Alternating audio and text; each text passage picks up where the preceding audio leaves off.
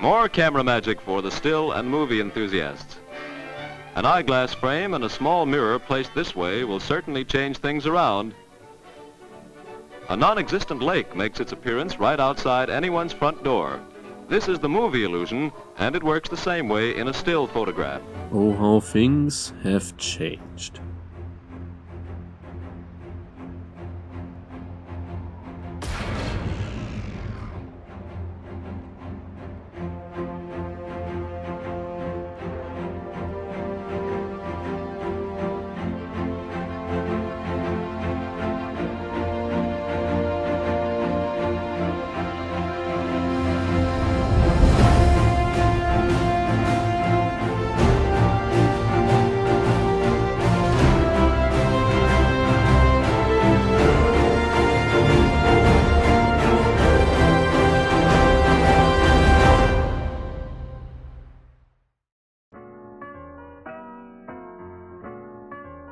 With the rise of VFX, filmmakers around the world could finally let their imagination run wild, letting us explore worlds that we just couldn't before. Why is it then that CGI gets so much hate these days? So much so that people don't go to see the movie because of it, letting movies flop before they even got into cinemas. And yeah, there's a lot of bad CGI out there, but there are enough examples for disappointing practical effects as well, so that can't be it, right? As an upcoming filmmaker myself, I want to know how to create an overall great experience and what I should keep in mind when approaching my own work. That's what I'm going to do today, by taking a look at what makes or breaks effects in movies. Ooh.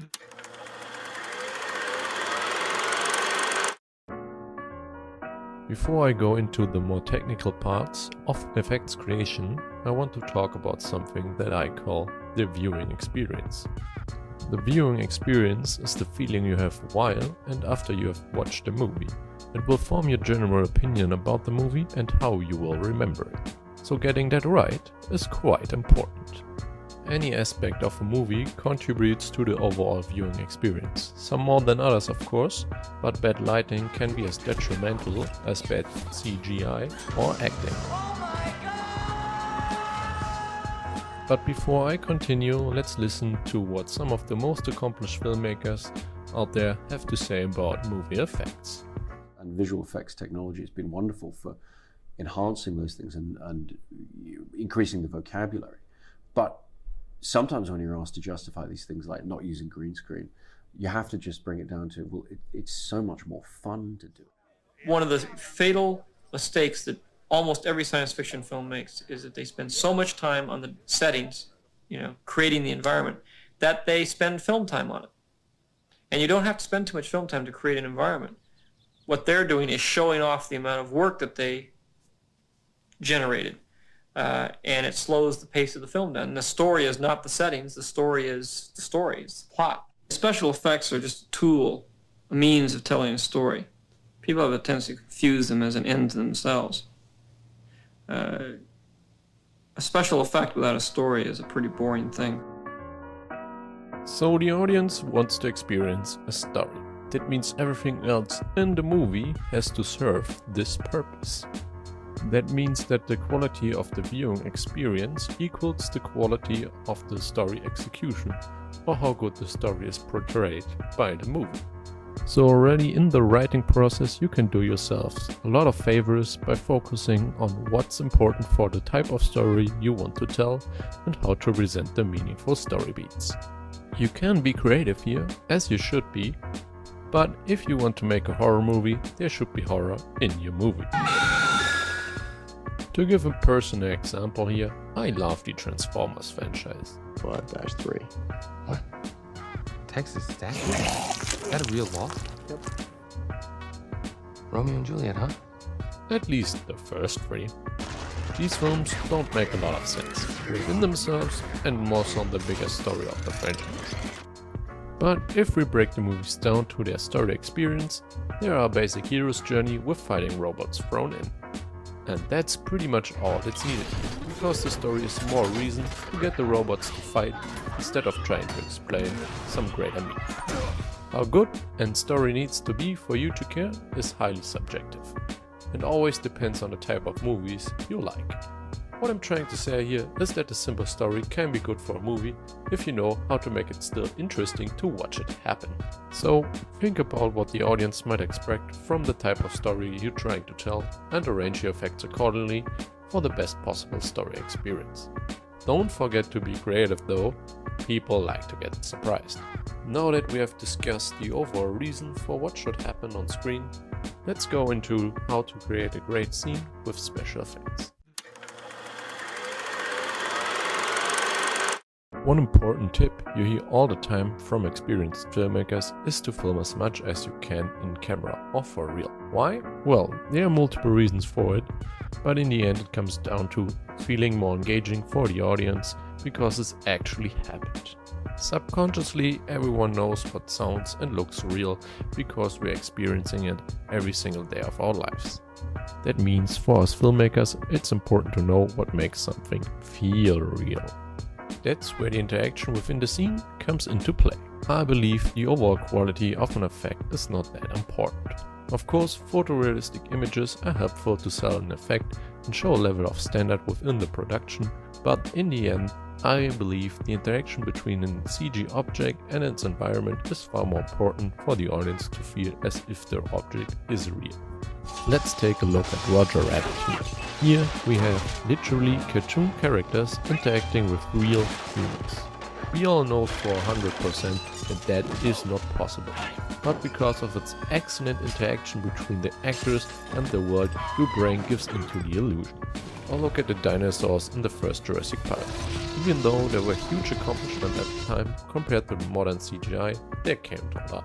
But that's not important, because they're serving the purpose of the movie perfectly by giving the characters moments of fear and wonder. They are also a great example for combining CG with props, and that's a really important lesson overall. You should not think about if you use CGI or practical effects. What you should think about is what makes the scene work from a storytelling perspective, and then take a look in your filmmaker's toolbox and see what combination of techniques are the most appropriate for the job at hand. Clever girl. One of the latest additions to that toolbox is the volume, a big LED wall that lets you project whatever environment you can come up with. Why is that such a big innovation? In short, it gives you the ability to put your actors in a world they can react to and interact in. That not only helps the actors to get a feel for their surroundings, it also gives the post-production team a lot of reference to create the final pieces of the scene. What again helps with the interaction between the CG object and its environment, and so the viewing experience. Two things that are just not possible on a green screen stage. Alright, you have shot your scene, the effects look flashy, now you just need to put in the sounds, right? Yes and no. Equally important as your visuals are the sounds that come with your images. Swords clashing, guns shooting, people falling. Here you can give your effects a real identity of themselves. You don't believe me? Let me give you some examples. There are guns, and then there's the pulse rifle. There are explosions, and then there's the seismic charge. There are big movie monsters, and then there's Godzilla. You get the point. But let's put unique sound design to the side for a moment. Sounds put the life into your visuals.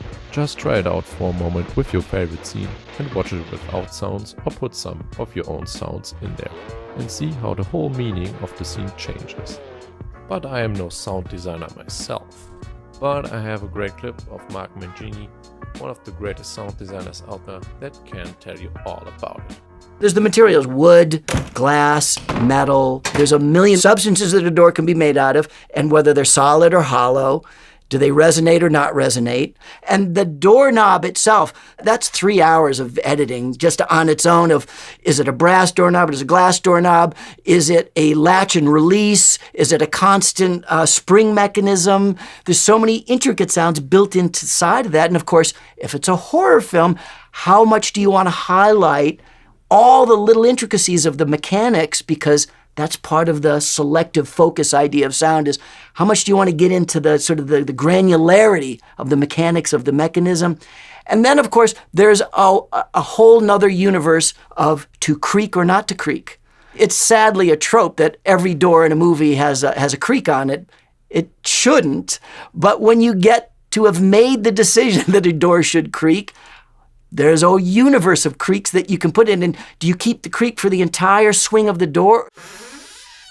Or do you just imply it at the very beginning and lose it at the end? You do a deep and substantive like wooden door in a haunted house? Or do you have that nice light sort of closet door, that sort of very pleasant and friendly creak that happens on most little lightweight hollow core doors?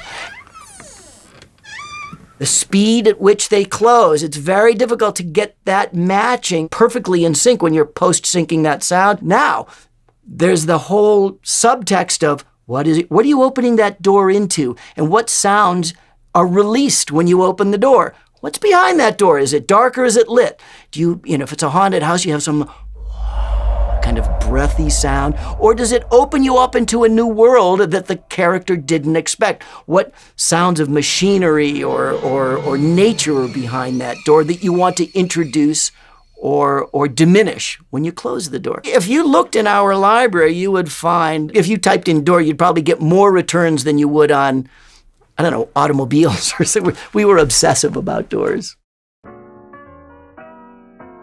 So in conclusion, first up, your effect should be relevant to the story in one way or the other. Secondly, it should be interacting with its environment, and finally, should have a distinctive sound. With that said, I want to leave you with a great statement of Eric Weber on how to judge the quality of a movie. Is it accomplishing what it's setting out to accomplish? So what is the mission of the film? What is the filmmaker trying to do with this film?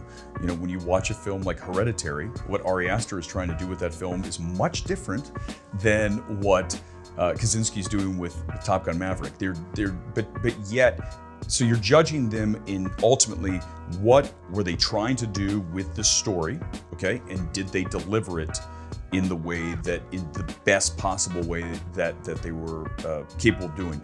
And I think that it's one of those things when you obviously have to see a lot of films to know what is of a good quality, of an excellent quality, and then an absolutely, otherworldly stratospheric quality. You need to see plenty of films to get to that point, but those are rare. But I think that you're ultimately just trying to figure out what is the director trying to do here, and did they do it with maximum impact?